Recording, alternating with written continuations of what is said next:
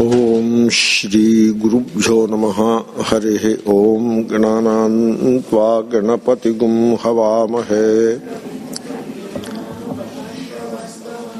ज्येष्ठराजं ब्रह्मणां ब्रह्मणस्पत आनशृण्वन्नोतिभिः सीदसादनं श्रीमहागणाधिपतये नमः।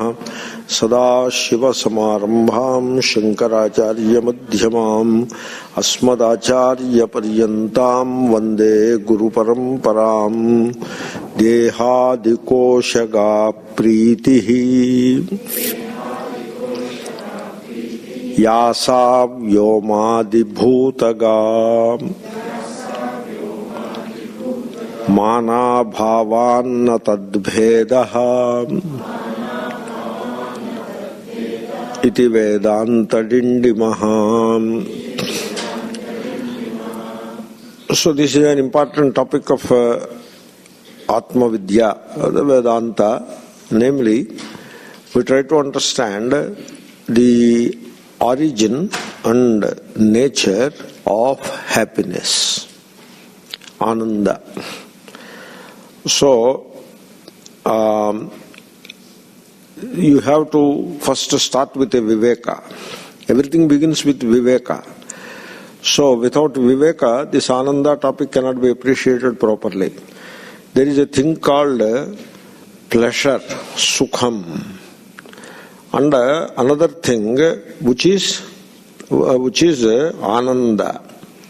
So, different from pleasure. The two are entirely different. You see, when there is a contact of a desirable sort, contact with an object. So, the contact of a desirable sort, or even when there is memory of such a contact. Contact is in the present with a desirable thing, or there is memory of such a contact from the earlier times. And so you feel that you feel very pleasant about it.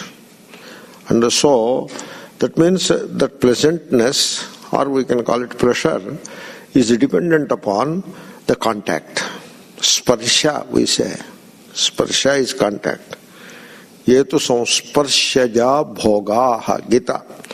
So, the pleasure, the sense of pleasantness, dependent upon the contact with an object or a person, or even its memory.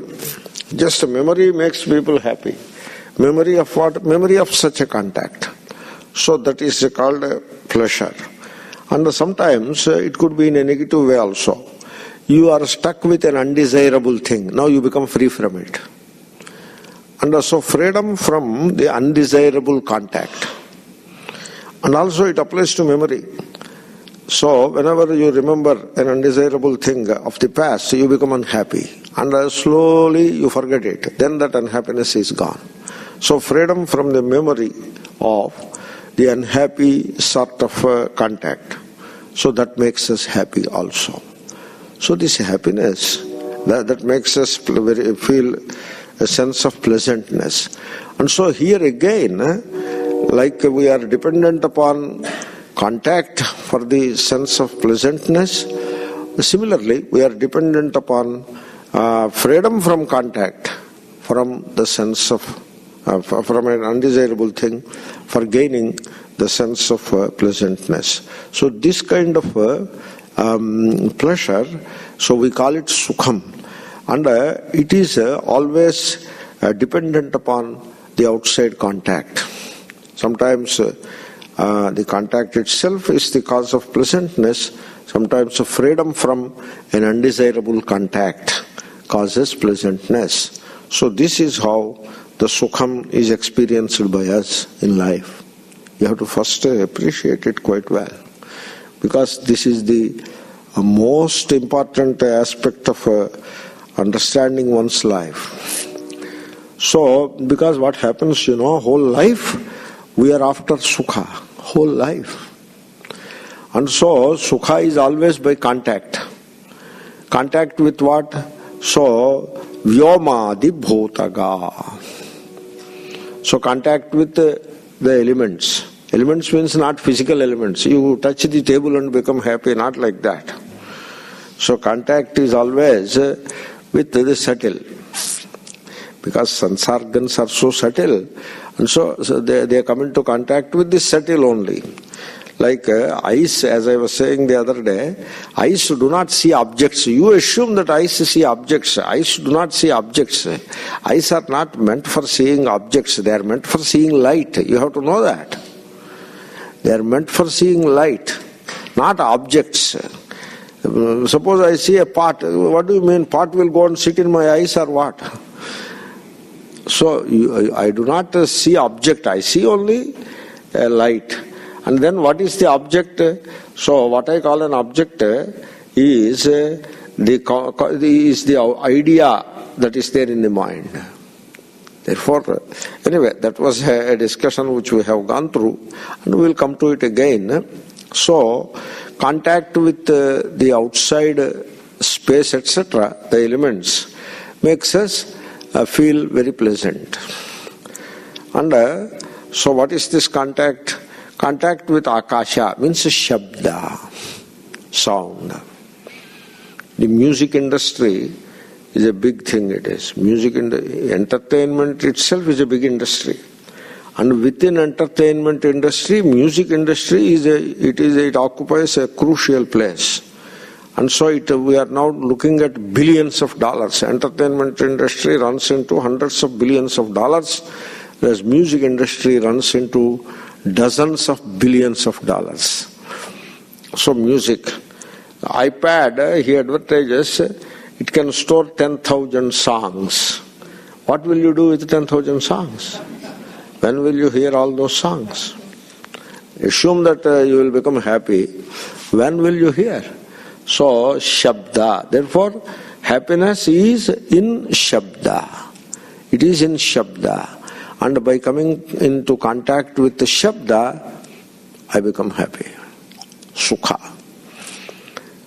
And Sparsha. By coming into contact with the desired sense of touch, I become happy. So, desired sense of touch. So, that is the source of happiness. This notion that happiness is in contact is very dangerous notion, it is. People don't understand, that is the problem. So, ye hi samsparshaja bhogaha dukkhayonaya evate adyantavantah kaunteya nateshu ramate buddhaha. Very interesting verse. The pleasantness that you derive by coming into contact, be warned about it, because it's a source of all suffering in life. You want to come into contact, so you want to be happy by coming into contact with music. You want to be happy? Then that way you want to be happy. The desire to be happy is genuine and nothing wrong about it.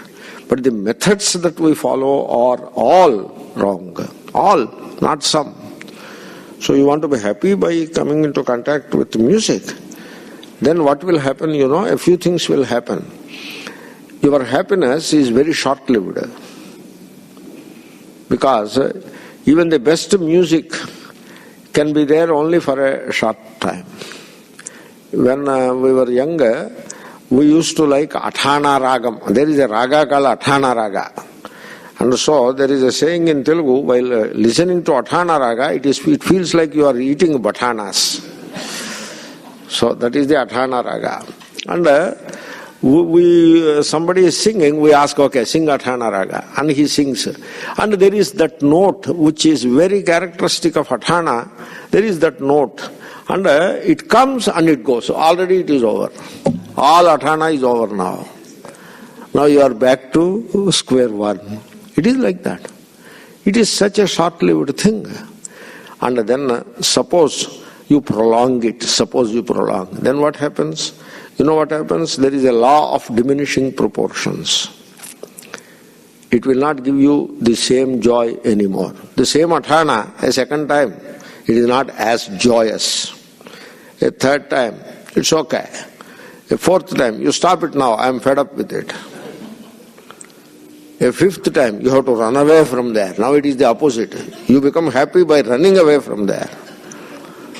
So, this is how it is very short-lived. And then the more dangerous than short-livedness is you develop a psychological dependence. So now for happiness, you have to depend upon the contact. So you already became bound. That is the bondage. Bondage is very real, it is in people's lives. The psychological dependence is the bondage. That is second problem. Third, it covers up as you pursue this kind of happiness by contact. So this pursuit and the ignorance associated with it, it acts as a veil and covers up the real source of happiness, which is yourself. That is the biggest wrong or injustice, the biggest harm that can come to you. So 1, 2, 3. So that is what Shabda. Then Sparsha. Sparsha is same. And so even in the context of devotional music, so one has to be very cautious about it. The music as a means of devotion to God is one thing. But in the name of devotional music you start enjoying, then you are back to square one. You are in trouble again. Even if it is devotional music, you are in trouble. Because it is devotional music, true, but what are you doing with it? It is like prasadam. Too much of chakrapangal, etc. make you sick and becoming a diabetes. But it is all prasadam, you know. This is Subramanya Prasada, this is Shrirama Prasada, this is Shiva Prasada, Shivaji's Prasada, this is Durga Mata's Prasada, and this is regular breakfast, 3 items, followed by a thick coffee of this length vessel. So what kind of breakfast it is? No surprise, you become diabetic very soon. People are crazy. In the name of prasada, you don't overeat prasada. So similarly, devotional music. So you become psychologically dependent upon that sense of pleasure coming from music, and now the name given to that music is devotional music. It is equally binding. You can see that. But if the devotional music is used as a meditation, that is called a laya. Laya. In music there is a thing called a laya. So it is used as a meditation and it makes the mind silent inwardly. Thereby you commune with your own Swarupa, which is Ishvara. Then you are now talking something else. But otherwise, if you make it professional and make it a source, an occasion for enjoyment, you have already brought it into the level of samsara, and it makes no difference whether you enjoy Brochevar Varura or Rama's song by Tyagaraja, or you enjoy so some other thing, so some of these rock songs, I am bad, etc., whatever. So it doesn't make any difference. Both are sukha. So therefore, just I wanted to make a comment about devotional music. This is the occasion to make that comment. Once the occasion is last, it will be in my chest only. Now it is out. So similarly, sparsha, rasa.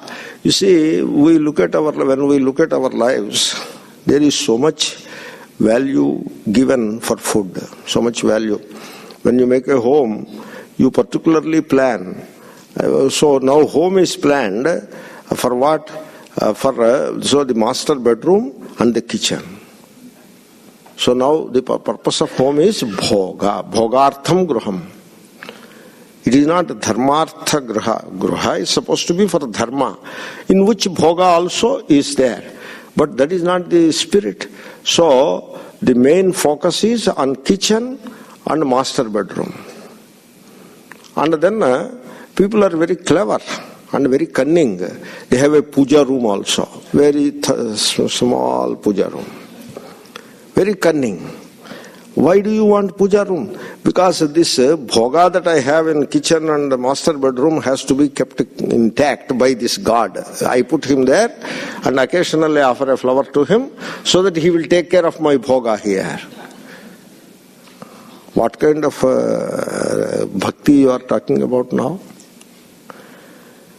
So you mean to say just because you do like that, he will make you all kinds of bhogas. So what a degeneration in the religion. Anyway, so it doesn't work like that. No surprise, we see people get frustrated soon. They have all the rituals, they have all the wealth, and they are extremely frustrated. Because the path is very dangerous path it is. And so when it comes to rasa, so bhoga, if your bhoga is invested in rasa, it is present in rasa, so you have to derive joy from rasa. Rasa means taste buds. Then the path is now, it is a royal expressway to hell. Because the person becomes sick in middle age. He becomes a diabetic in 40s. And continues to progress on those lines. It's a huge pain it is. And then BP, all kinds of lifestyle diseases are there.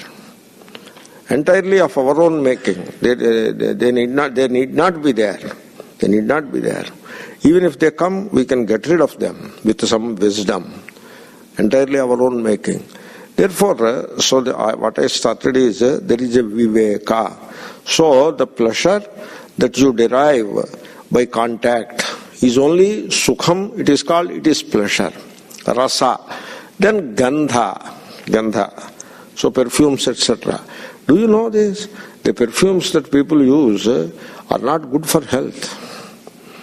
And all kinds of pulmonary difficulties arise from those perfumes. Because the lung space, the lining of the lung, where oxygen gets absorbed and the carbon dioxide is thrown out, that lining of the lung, that is very sensitive.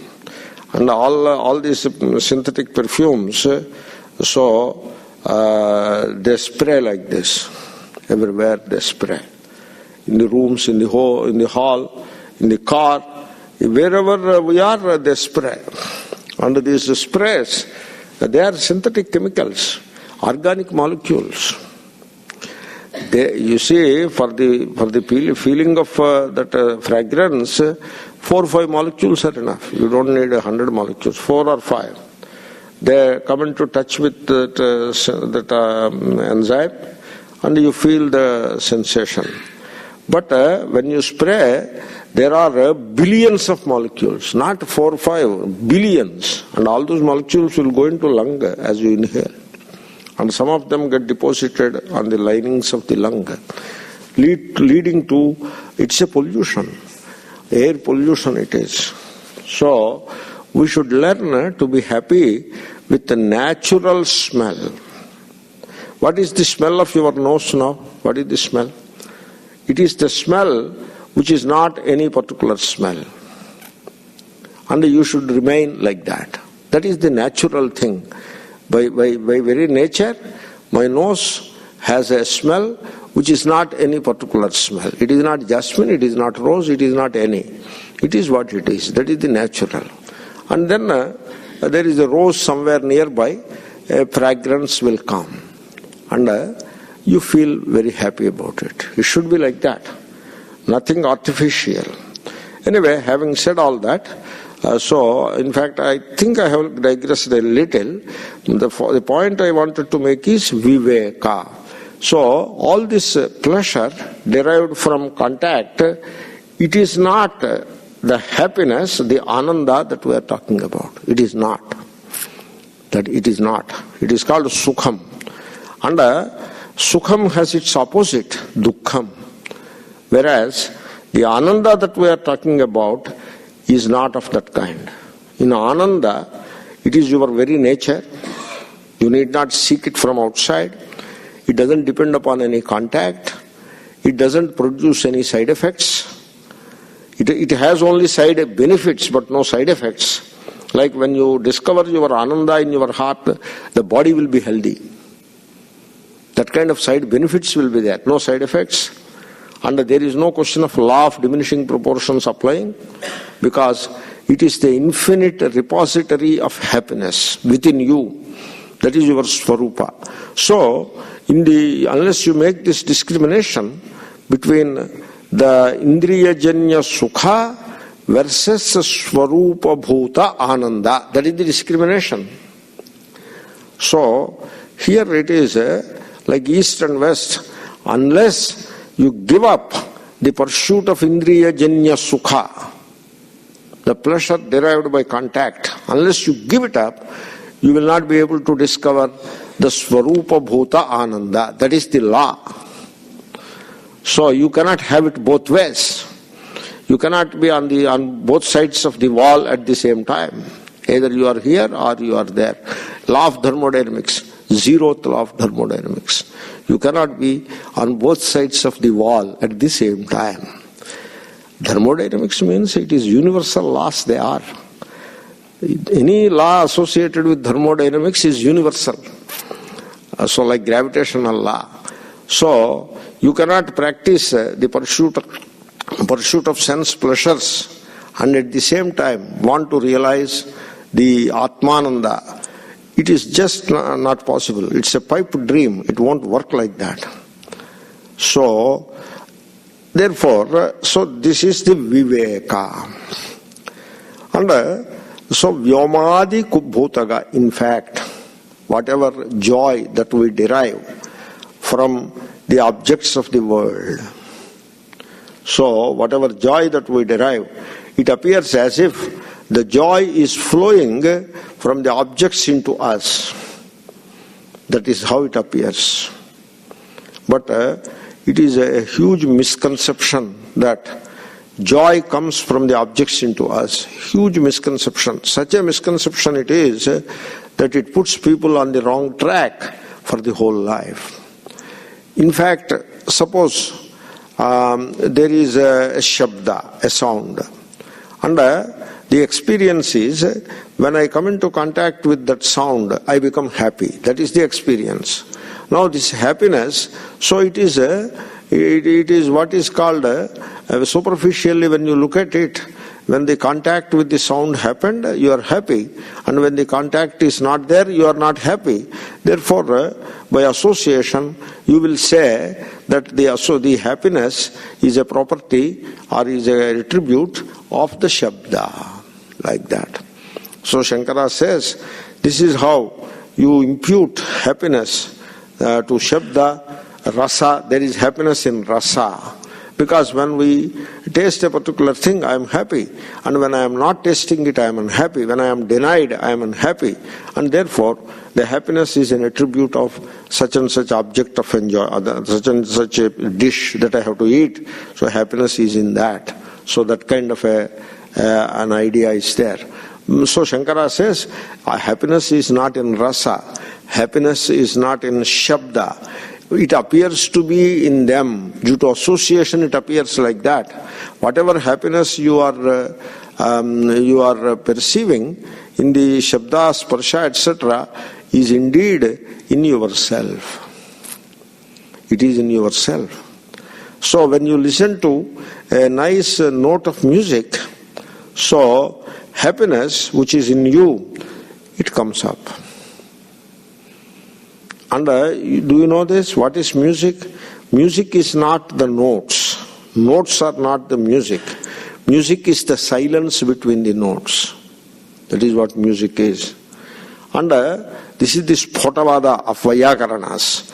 Anyway, when there is the music, the notes are played, there is a silence. And in that silence between the notes, you are silent within. And out of that silence, the inner springs of joy open up. And so, you experience happiness. Not because the happiness is coming from the instrument into you, but because the inner springs of joy are opened up. Therefore, association, wrong association. So you wrongly associate happiness with the sound. There is no happiness in the sound. Vyomadi bhutaga. Whatever happiness you experience in these Shabda Sparsha, etc., it is indeed your own happiness. Yasa Vyomadi bhutaga. And then there is another source of happiness, like Dehadi Koshaga Pritihi. So body, you identify with the body. And now you make a body a source of happiness. I have to squeeze the body to get happiness out of it. You squeeze it and squeeze it, it becomes sick. You see, in advanced societies, in modern societies like West, so there is a research. The research, they call it geriatric research, Jara. So research about old age. And the most unfortunate thing is, the entire research about old age is directed in two ways. Number one, prolonging life. What a mistake it is. Why do you want to prolong life? You are not prolonging life, you are prolonging senility. That is what you are prolonging. You cannot prolong life, because life is eternal. How can you prolong life? You are just prolonging senility. Number one, under one direction of research. Number two, bhoga in old age. That is the second direction. Both directions are wrong. The research should be in this direction. So, without bothering about prolonging life, without bothering about squeezing the body for some more pleasure, how to make old age meaningful, fruitful and qualitatively good. That should be the research. So the entire research is in the wrong direction, you know. So that shows how badly misled is the modern social life. So, huge mistake about old age. Therefore, at least for us, old age is not about prolonging life. You should become free from that bondage, that burden, that I have to live long. No, I need not live long. In fact, I do not live because I am the life. I am not going to die. I was never born and I am not going to die. And there you become free. It is a marvelous freedom. So you may miss a birthday here and there, but finally you don't miss anything. Really speaking, what is that you are missing? Some silly function you are missing? You should be magnanimous enough to miss it even without bothering about it. So, therefore, you should become free from this obsession to live long. You should become free. That should be easy. That should not be difficult. A little more difficult is you should become free from the bondage of pleasure seeking. Over.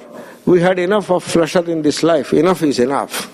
Whatever is natural pleasure will always be there, but I don't put myself into that hunt for pleasure. I am free from that. Now old age becomes a great blessing. Now you are in the path of self-realization. You know why? Because the self is ever realized. You have to just know it. Knowing it means not only book reading and all that. Not book reading is useful in the beginning. You have to know it means you have to see it. You see, Sri Krishna, he never says, Yaf pathati sapathati. He doesn't say like that. Yaha janati sa janati. He doesn't even say like that. Yaf pashyati sapashyati. You have to see like daylight. You have to see clearly. Now, whether you will be able to follow fully or not, that depends upon the inner vasanas and all that. But that will come later. But first, you should be able to see clearly. Therefore, the joy that is derived from the body, dehadi koshaga, it is not a joy at all. It is not joy coming from the body at all. It is not there in the body, joy. It is in Atma only. Then, prana. You see, some of these things could be very sensible. But in the context of understanding human existence, we do need to take social examples, contemporary examples, I cannot give examples from Puranic stories. That doesn't sound nice. This is Vedanta, So you see, in human life, there is a thing called this challenge of the ego. The ego has a challenge. Ego likes challenges. You think about it. What is the psychology of Sudoku? What is the psychology? Why should you solve this Sudoku thing? Why not remain silent? Means the ego is like the dog wants to chew on a dry bone. Even if it is dry, it wants to chew upon it.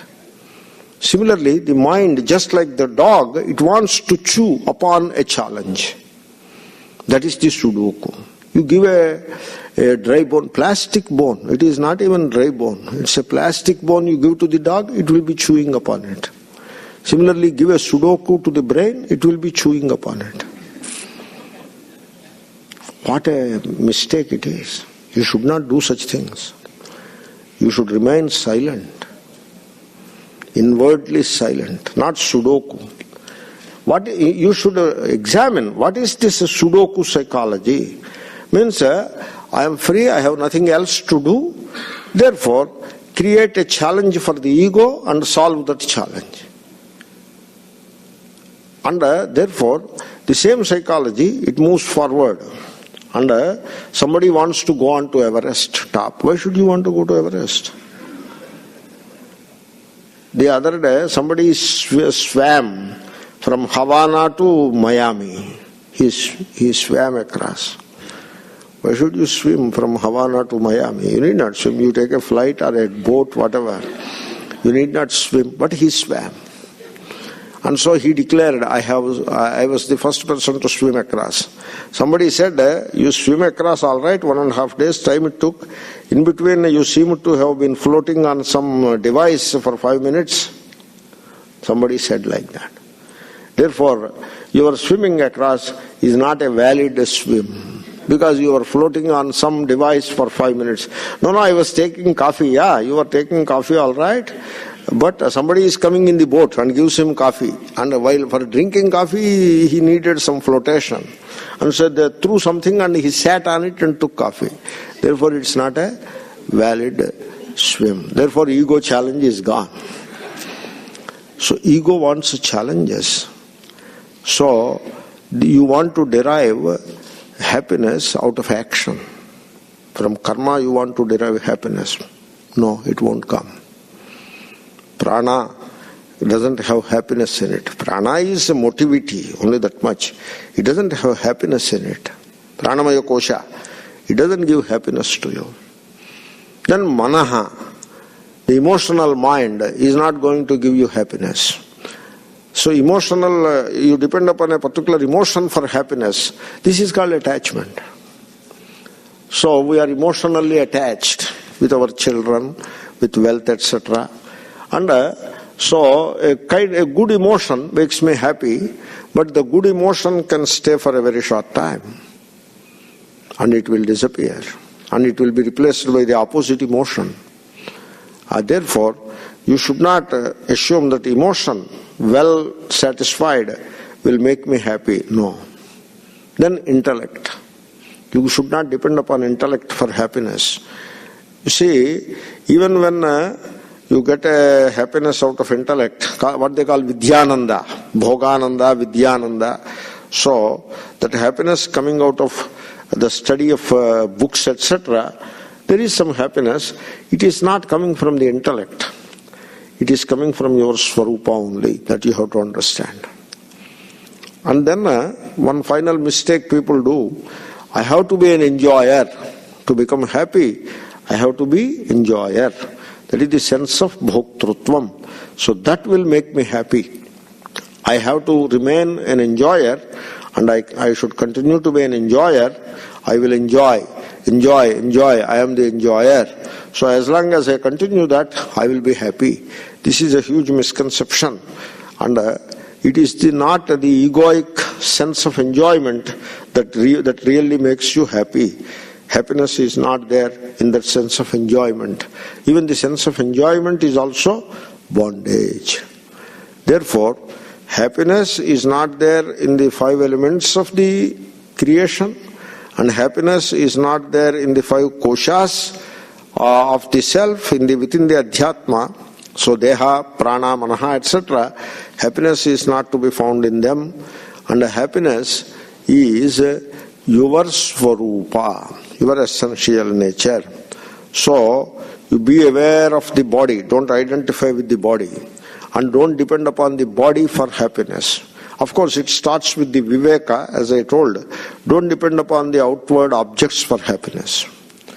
With or without the outside objects, I am happy. You should be able to discover such a state. Then you are free. You see, to be very frank, we are psychologically dependent people. That is what we are. What is the psychological dependence? For 2 things we depend. One is happiness and the other is security. That's why as long as we depend psychologically on the outer for happiness and secure, so long we remain unhappy and insecure. You see, everybody is seeking happiness. Everybody is seeking happiness. What does it show to you? Does it not show to you that all are unhappy? Does it not show to you? All are unhappy. All are unhappy.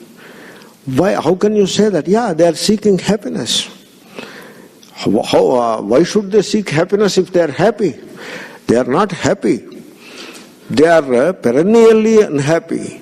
And that's why they are perennially seeking happiness. And you see, I will give you a few laws of happiness for contemplating, for thinking. You see, we are examining life. The most important aspect of life we are examining. It's not that I have all the formula and giving to you, you take them and go home. That is not the proper thing. That is not the proper approach at all. I have all the formulae in the form of verses, and I will put before you. You take all those formulae and go home, and you will be happy. It is not like that. There are no formulae for happiness. You have to examine life. And that is what we are doing. We are doing it together. Together we are examining life. The speaker and the spoken are examining life together. So that way you have to look at it. So the one secret of happiness is, as long as you seek happiness, you will remain unhappy. You say, why? We are seeking happiness for becoming happy, you know. Why do you say as long as we seek happiness we remain unhappy? We will become happy. We seek happiness and we will become happy. No. Then what? As long as you seek happiness, you will remain unhappy. Why? Because you are seeking happiness. You got the point?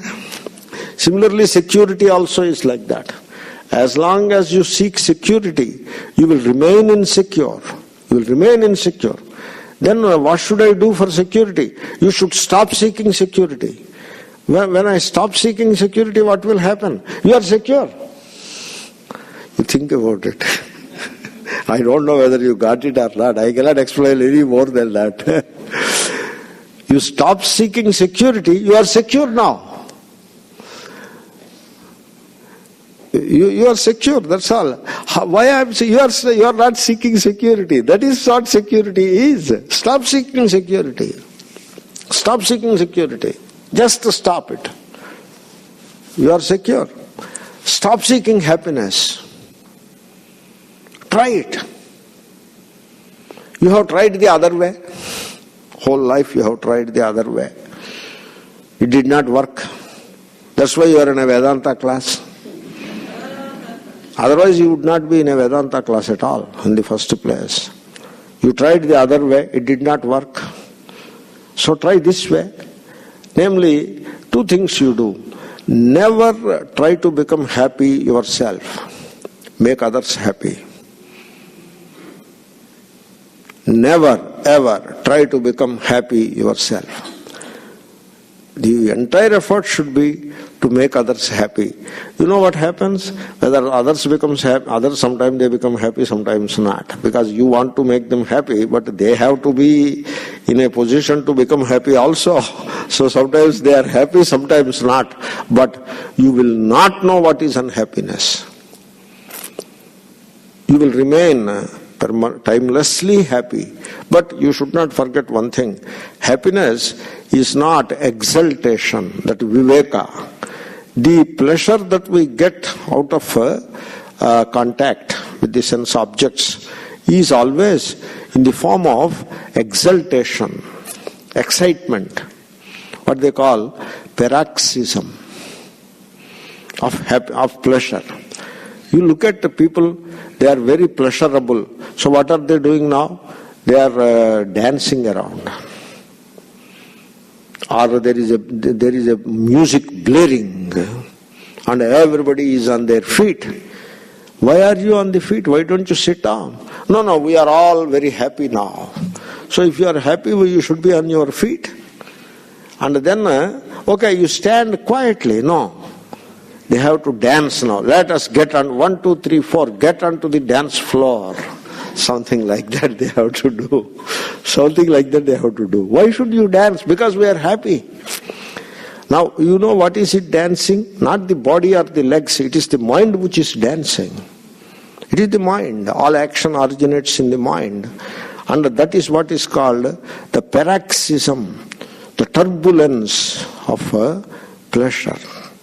That is very dangerous. And it will cause a lot of ill health. The sympathetic nervous system get excited and excited and excited. Very dangerous it is. It can lead to nervous breakdown. When we are young, we don't know all that. So it accumulates and will play havoc with the people's lives one day. Therefore, happiness is not the paroxysm of pleasure. It is not. That is the viveka. Happiness is in the form of quietude, peace. It is Mahashanti. That is the Ananda, Mahashanti. There is no paroxysm. Even an iota of it is not there in it. That's why any such turbulence associated with happiness, you have to keep it 1 mile away. You should not go anywhere near that. You should not allow to come anywhere near. So parties and functions and excitement and collecting people and throwing lots of food, this kind of turbulence in the name of happiness is wrong. It is wrong in 2 ways. One, it is wrong. It is against the basic values of Vedanta. And secondly, it is wrong because it is very counterproductive. It will make you more unhappy. So in every sense it is wrong. You see, as students who are pursuing self-knowledge, we should remain quiet, silent, peaceful. People grow in silence and peace. They do not grow at all in turbulence, in noise. They do not, in too much activity, they do not grow. Throw one big activity, they do not grow. That is not the growth at all. They will not grow at all. Something is wrong. Therefore, there is growth. There is a fruit matures in silence. It doesn't mature by a lot of turbulence. In silence and peace, people grow and they mature. And urvarukamiva bandhanat, the bondage is gone. In silence and peace, you grow. So make a huge noise and then sit 1 hour class and then again start to make big noise. That is not a study of Vedanta. That is opposite to the spirit of Vedanta. So, that inner silence, you will discover the pure joy of the self, which is in the form of Mahashanti, and which is in the form of total absence of psychological dependence. It is entirely negative. That's why I am not tired of saying negative understanding is the highest understanding. Highest understanding, negative. Neti, neti. So, that happiness, which is joy, inner joy, it is in the form of total absence of psychological dependence. Total absence. No psychological dependence upon anything. So people come and people go. Remain ever cheerful and happy. Things happen all the time. Events happen. Remain cheerful and happy. Inwardly joyous. So, Mahatmas, they do not know what is unhappiness. They remain ever cheerful. Because a jnani is fully aware that happiness is his very nature. Like fragrance to a flower. Happiness to a jnani, happiness to you. You are the jnani. Who else is the jnani? So happiness to a human heart is like fragrance to the flower. So one need not do anything to become happy. You need not strive to secure happiness. In fact, the happiness, that inner joy, the Mahashanti, is more real than the body, mind and the world. It is more real. The world is like a mist, it is. It's like a mist world. Niharena pravruta jalpyacha sutrupa ukthashasas charanti. Like that there is a mantra. So nihara, it is like a mist. The world is like a mist. And body mind is like a shadow. Whereas that inner peace and joy and freedom and love is as real and as unassailable as a diamond. Or even diamond is like butter before that joy, inner joy. Therefore, that is how a jnani's happiness is. It is in his swarupa. So we imagine that without cause there cannot be happiness. That is how we imagine. That's why whole life becomes a running behind causes to make oneself happy. So, you see, for a jnani, there must be a cause for happiness is worst misery, because that amounts to psychological dependence. You have to depend on something for happiness. There cannot be a worse misery than that, because it is psychological dependence. And therefore, pleasure and pain have causes. Pleasure and pain have causes, while happiness is my own. Totally uncaused, independent, and unassailable. In the sense that nobody can disturb my happiness, nobody can take away my happiness from me.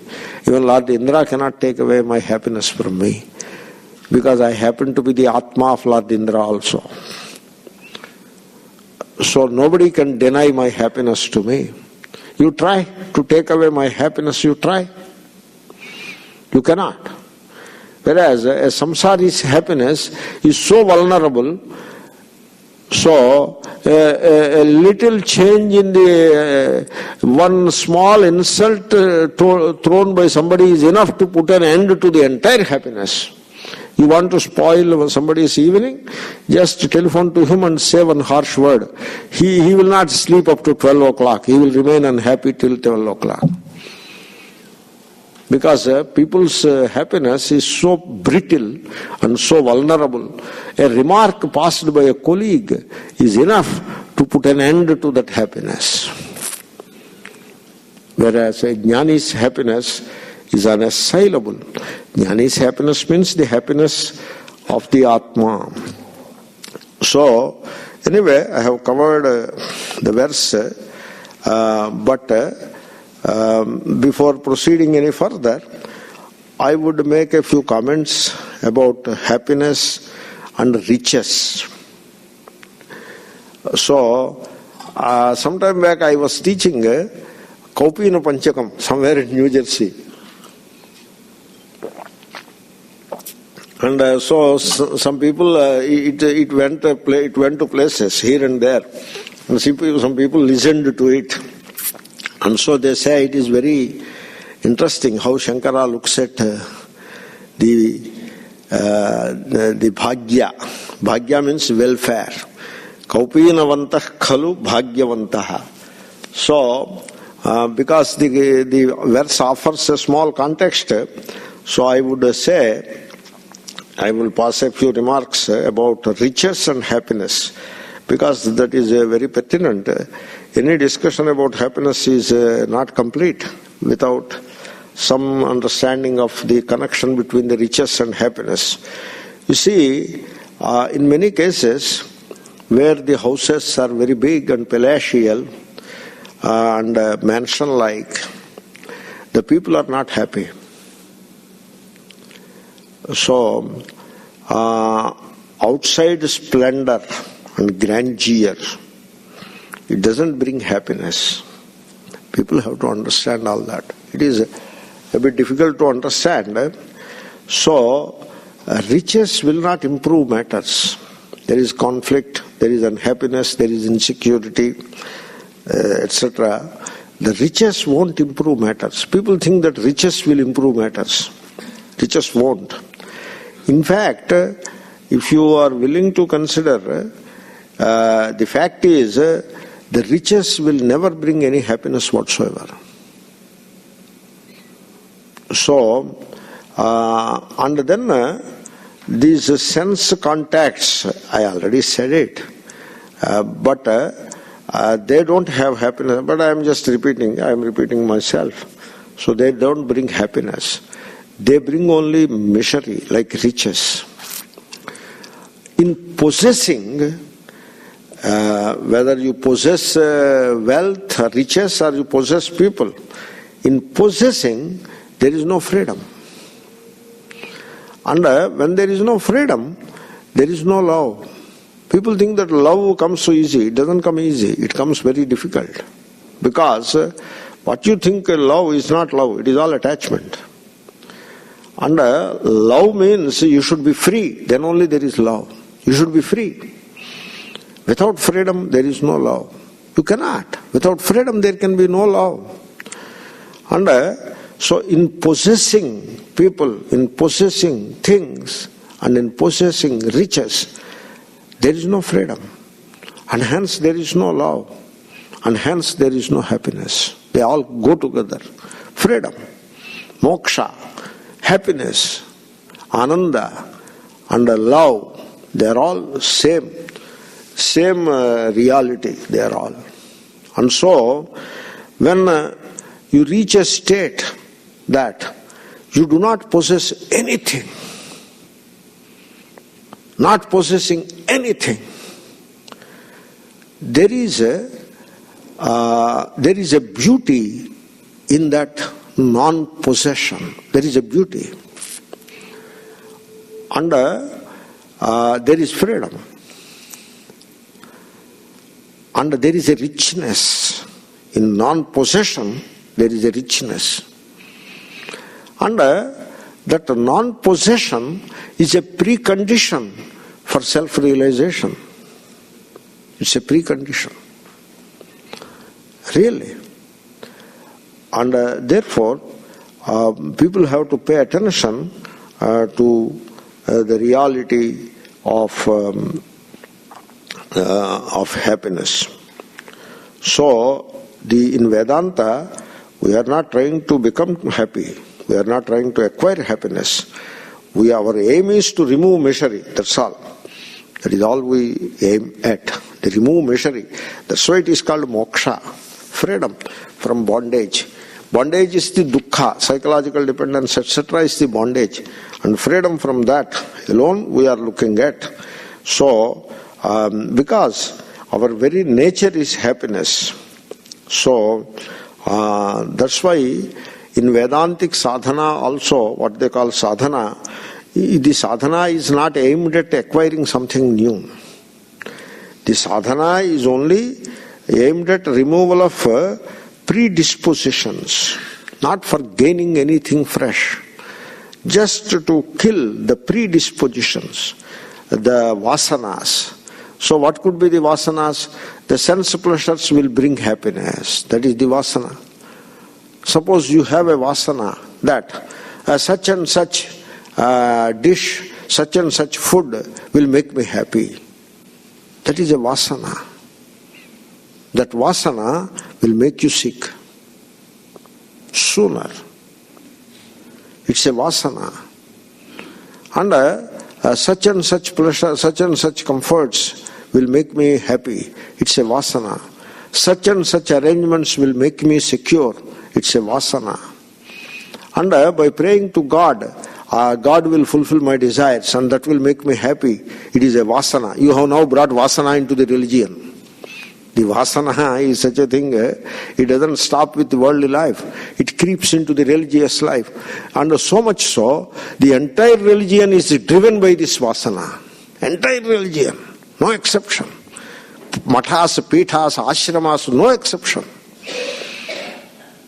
So, and Vedanta is not aimed at acquiring anything freshly. It is aimed at to demolish these vasanas.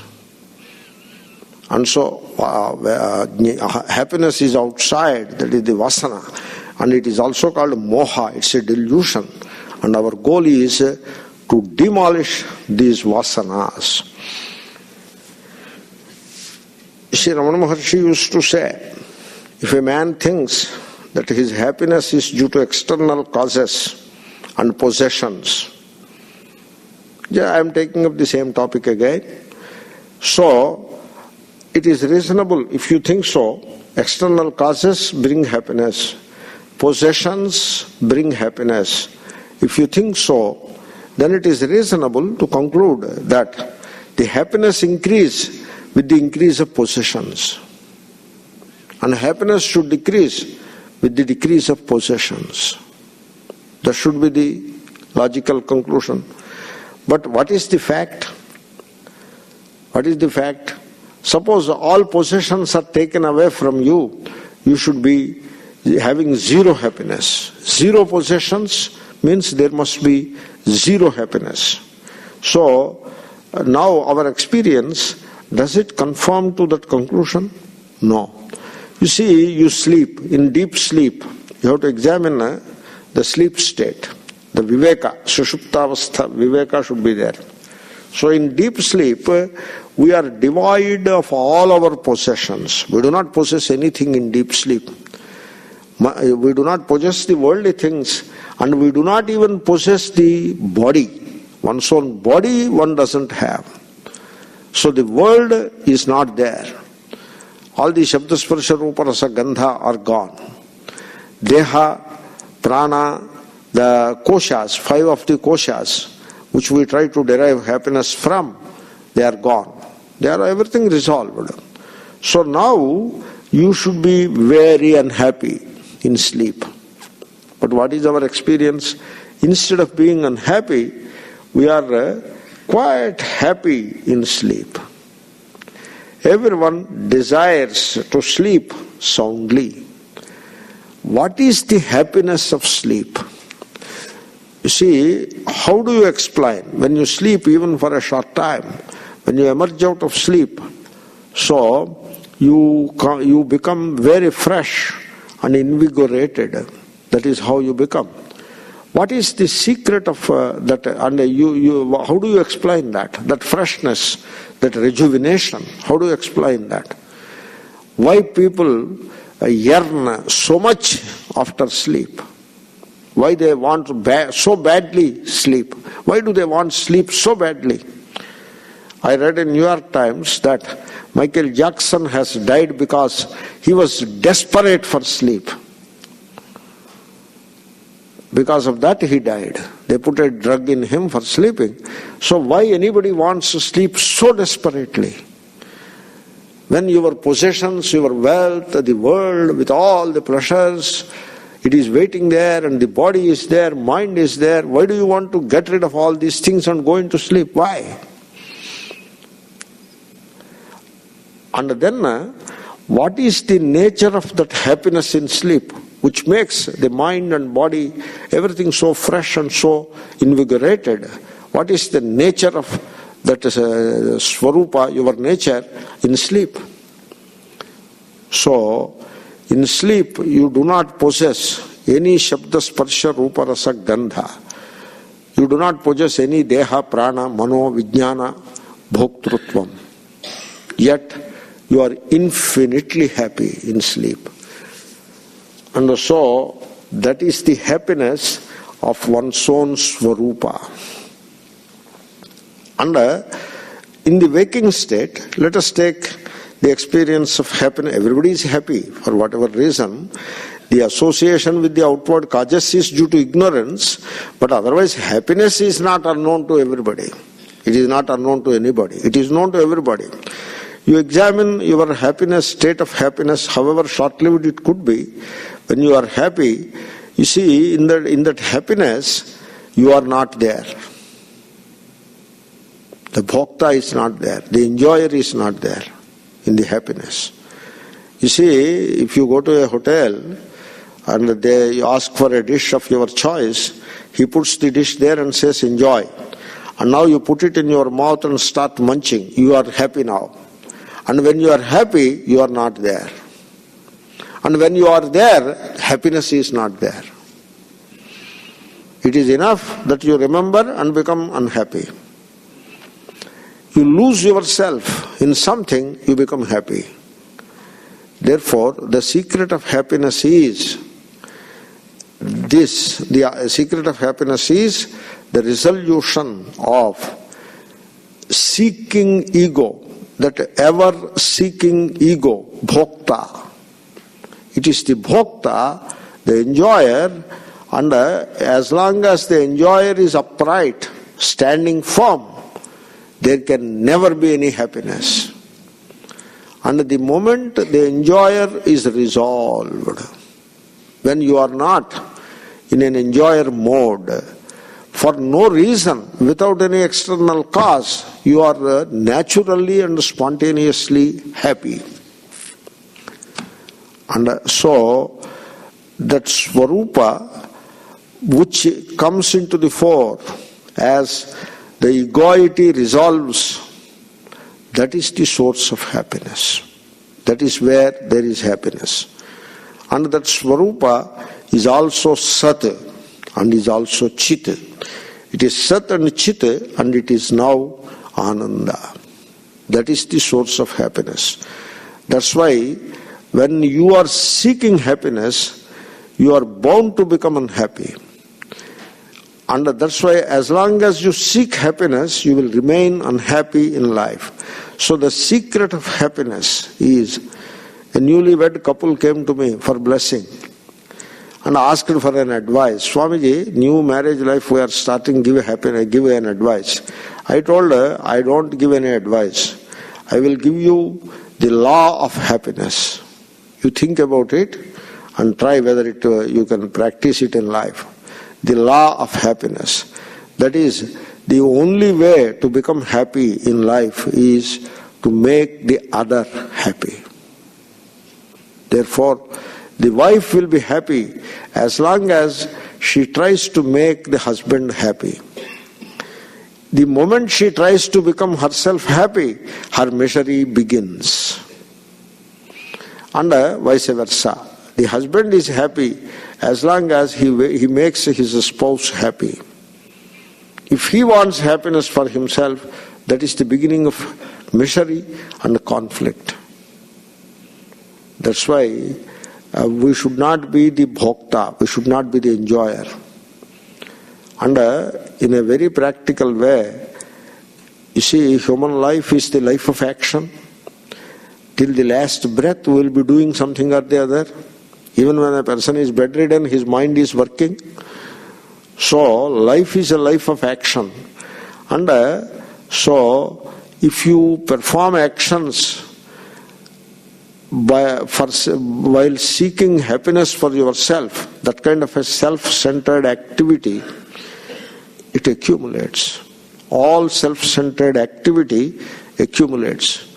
You function in the world seeking happiness for yourself, so that self-centered activity accumulates. Karma, it is the karma reservoir.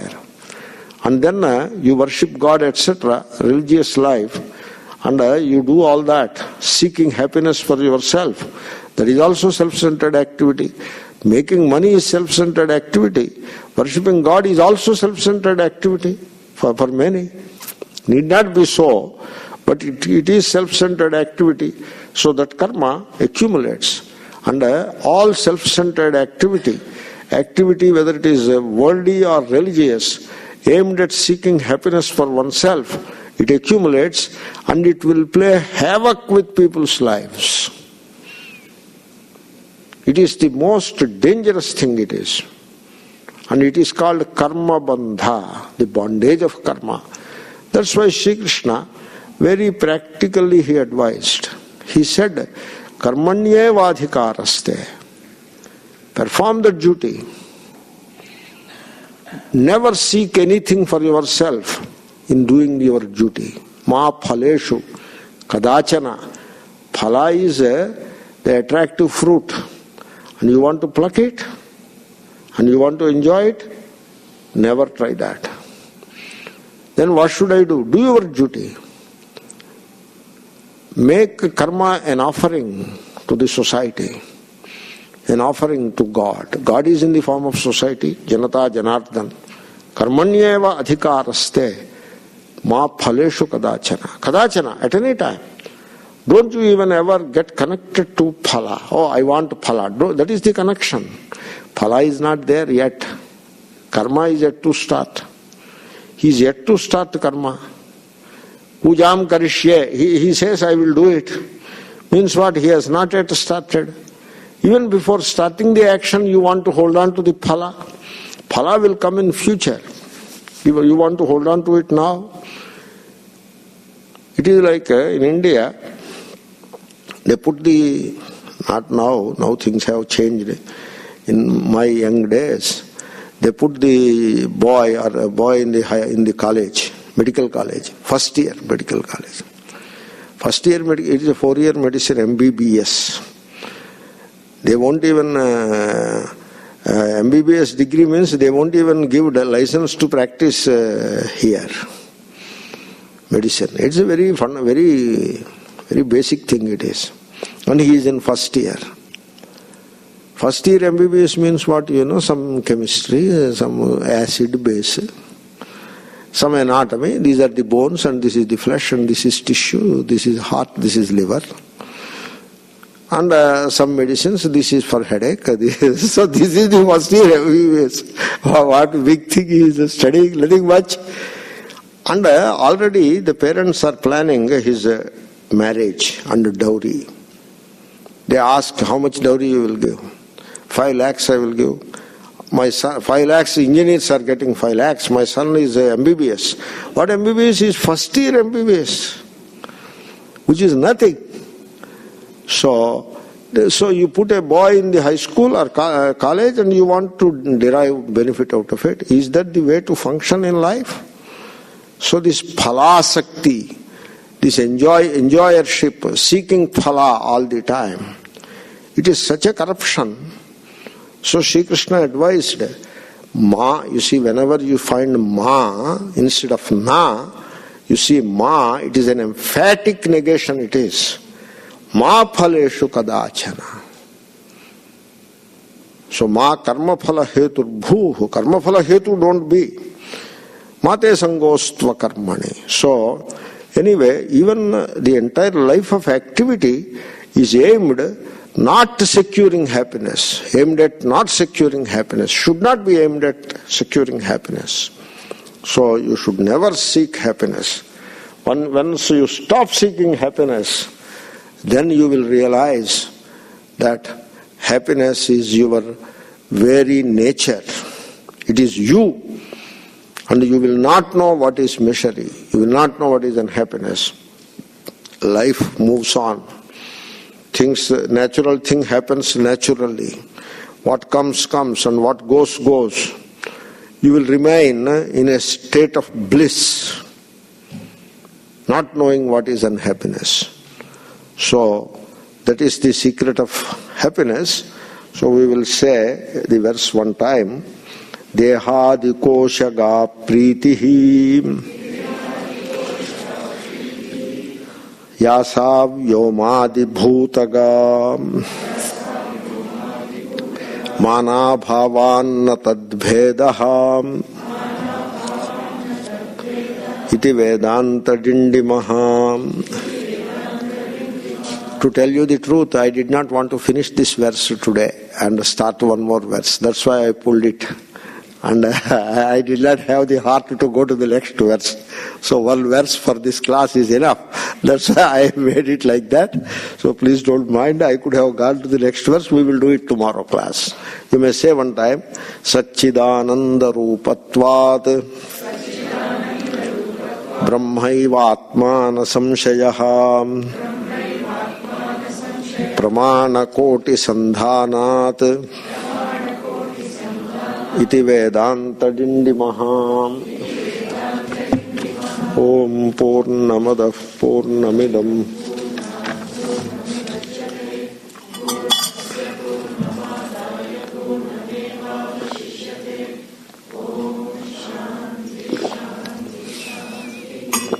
Harihi Om Shri Gurubhyo Namaha. Harihi Om Tat Sat. Shri Krishnarpanamastu.